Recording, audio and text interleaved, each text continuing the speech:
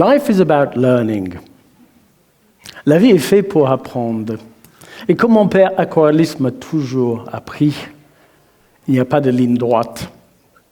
Comme sur une carte de voyage, les chemins et les parcours ne sont pas linéaires.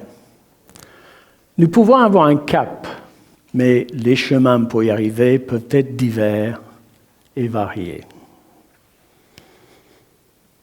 Comme mon parcours atypique, je suis d'origine britannique. De 18 à 22 ans, j'ai travaillé et vécu dans plusieurs pays. Mon intérêt pour les mécanismes d'apprentissage a commencé à cette période-là. À 22 ans, je suis arrivé en France, à Poitiers. J'ai pris goût pour la culture, la langue, la bonne bouffe et le vin rouge. J'ai appris la langue sur le terrain et par la pratique. Et pour payer mes études, j'ai donné des cours d'anglais dans une école primaire, pour commencer, à des apprentis, à des lycéens.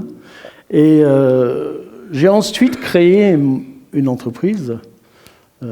Et je suis gérant de cette entreprise depuis maintenant près de 40 ans. J'accompagne les gens dans le domaine du management, des langues, de la communication et de la pédagogie.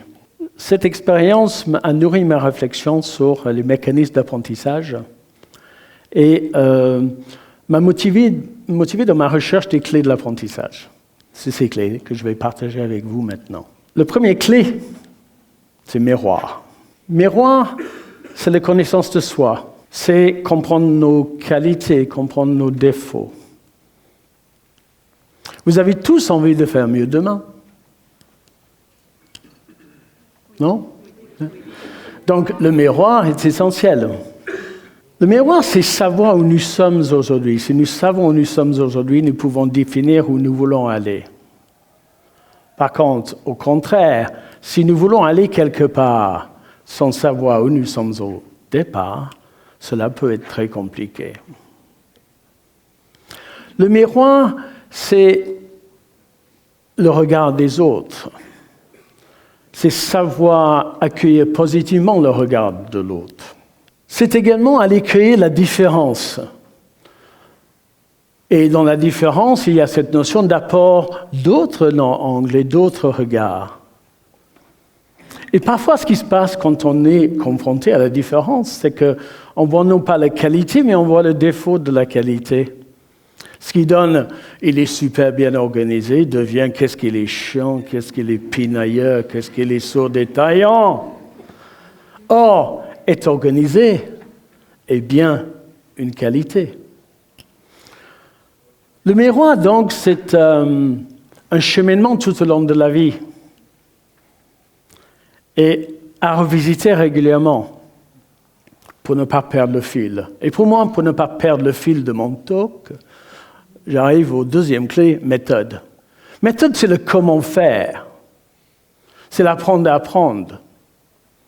C'est une belle question à poser, apprendre à apprendre. Apprendre à écouter, apprendre à regarder, apprendre à lire, apprendre à prendre des notes. Et la liste continue sur le comment apprendre. Il y a 20 ans, j'ai développé un CD-ROM qui s'appelle « Apprendre à écouter pour apprendre une langue ». Et mon analogie préférée, c'est l'analogie du puzzle. Quand on écoute une langue pour chercher à l'entendre, donc pour le comprendre, il faut d'abord écouter les angles de la pièce, ensuite les bords, et ensuite les pièces les plus facilement identifiables. Ce que nous avons tendance à faire, c'est de focaliser sur le ciel bleu avec toutes les pièces de la même couleur. Ce qui donne, j'écoute, je cherche à comprendre, ensuite il y a un mot que je ne comprends pas, je déconnecte, qu'est-ce que ça veut dire ce mot, qu'est-ce que ça veut dire. Le problème, c'est que la personne a continué à parler. Et à un moment donné, j'essaie d'accrocher au wagon, mais c'est trop tard. Ma conclusion, c'est que je ne comprends rien. Ce qu'il faut, c'est plutôt une question de stratégie d'écoute. Comment écouter pour apprendre une langue? C'est une sacrée bonne question à poser.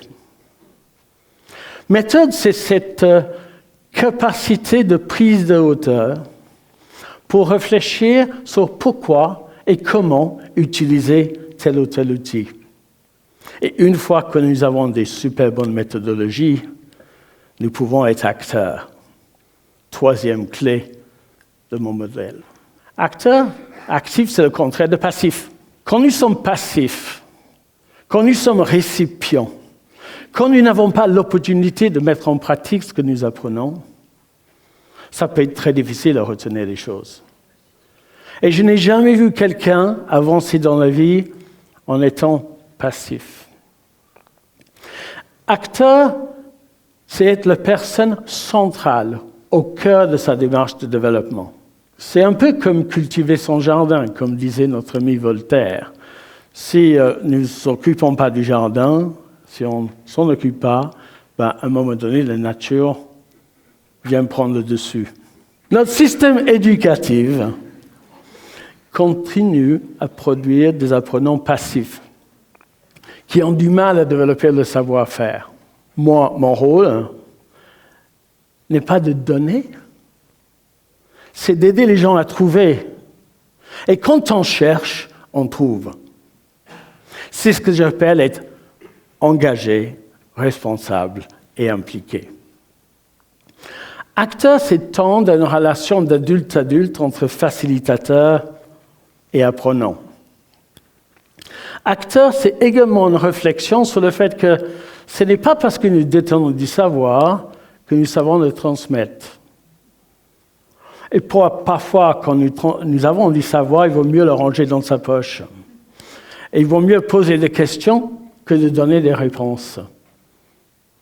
Acteur, c'est avoir les clés du camion. Encore faut-il savoir où nous voulons aller. Ce qui m'amène au quatrième clé de mon modèle, projet. Projet, c'est l'axe central, le dorsal. Nous avançons parce que nous voulons aller quelque part, on y trouve sens. Cette dorsale, c'est central. Qu'est-ce qu'il faut faire dans la vie quand on n'a pas de projet? C'est d'en trouver un. Historiquement, dans le domaine des langues, on venait me voir, on me demandait de faire de l'anglais. Et je posais toujours la question de savoir pourquoi. Mais les gens, des fois, ils me regardaient, ils disaient, pourquoi me poser cette question? Parce que, comme pour un musicien, si nous n'avons pas de concert, à quoi bon? Et je dis toujours, pour apprendre quelque chose, il est utile d'avoir un projet au bout. Et c'est ça, cette notion de projet. Donc, chercher à avoir une notion au bout. Nous avons tous des rêves qui soient omniprésents ou enfuis au fond de nous. La vision, c'est le rêve. Le projet, c'est la construction et la constitution de ce rêve-là. Et le sens, c'est ce qui lie le projet à notre raison d'être. Mon fils David, on lui disait à l'école qu'il était nul en maths. Il a eu le rêve d'être architecte.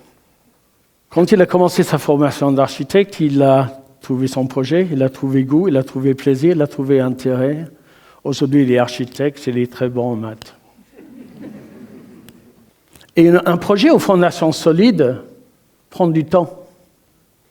Et une fondation, quand nous avons un projet aux fondations solides, ça peut nous animer, donner le sourire et l'envie de se lever le matin pendant bien longtemps. Parlons sourire, parlons plaisir. Cinquième clé. J'aime ce que je fais ce que j'aime. Quel bonheur. Ma première mission en tant que facilitateur a toujours été instaurer une zone de confiance entre facilitateur et apprenant. Ma deuxième mission, c'est aider chaque apprenant à trouver goût et plaisir par rapport à sa personnalité, ses projets et ses envies. J'aimerais en finir avec cette notion qu'il faut souffrir pour apprendre. La légèreté, le fun, la créativité peuvent nous emmener très loin. Combien de fois dans ma carrière, et j'ai trouvé des gens qui ont retrouvé le sourire. Et vous savez ce qu'ils ont trouvé en même temps? Le cerveau. Ah oui, le plaisir égale cerveau. Et cette notion de plaisir est fondamentale à toute démarche de développement. Et quand on a compris l'importance du plaisir, le travail n'est plus considéré comme un devoir, mais devient un vouloir. Et ça, c'est toute autre chose. Plaisir, c'est une belle étoile qui nous illumine et qui nous éclaire le chemin. Et ne pas le perdre de vue est tout un art. Plaisir, c'est cette permission qu'on se donne d'arrêter, de prendre le temps de savourer nos réussites. C'est même parfois, paradoxalement, sur cette pilier, sur cette clé-là que nous avons besoin de faire le plus d'efforts. 6e clé, effort. On n'a rien sans rien dans la vie. Je pense que le meilleur cadeau que j'ai pu donner à mes enfants, c'est le goût de l'effort. Après l'amour, bien sûr. L'effort, c'est cette notion que les choses ne tombent pas du ciel. Le talent, tout seul, n'est pas suffisant sans effort. L'effort, c'est cette notion de dosage. Combien de fois dans la vie on a investi dans des trucs, on s'est donné à fond, et on n'a pas de retour sur investissement. Et on dit, ça peut être hyper démoralisant. C'est donc cette notion également de dosage, d'équilibre, entre le pas assez faire et le trop faire, entre le dépassement de soi et l'épuisement. Et quand c'est notre projet et que nous trouvons plaisir, l'effort vient tout seul et n'est plus perçu comme tel. J'arrive maintenant à mon 7e clé et le dernier, risque. Nous n'avançons pas dans la vie en faisant des choses que nous savons déjà faire. Le risque, c'est oser aborder les choses dans l'inconnu. C'est surmonter nos appréhensions et c'est accepter de ne pas être parfait du premier coup. Et parfois, ça fait peur. Le trac, la trépidation, le stress, tout ça, en fait, nous permet d'avancer. Risque, c'est sortir de son zone de confort, élargir son zone de confort. Et à chacun son risque. Mais pourquoi sortir de son zone de confort? Parce que le risque, c'est grandir. Risque, c'est également cette notion que l'erreur est synonyme de l'avancement. Nous n'avançons pas dans la vie si nous ne faisons pas d'erreur, donc à encourager. Risque, c'est également mesurer le risque, prendre le temps pour évaluer. Cette clé-là nous permet de doser notre effort pour nous dépasser sans nous mettre en danger. Pour conclure, MAPPER est un acronyme de 7 lettres, M-M-A-P-P-E-R, MAPPER. MAPPER en anglais, c'est celui qui cartographie.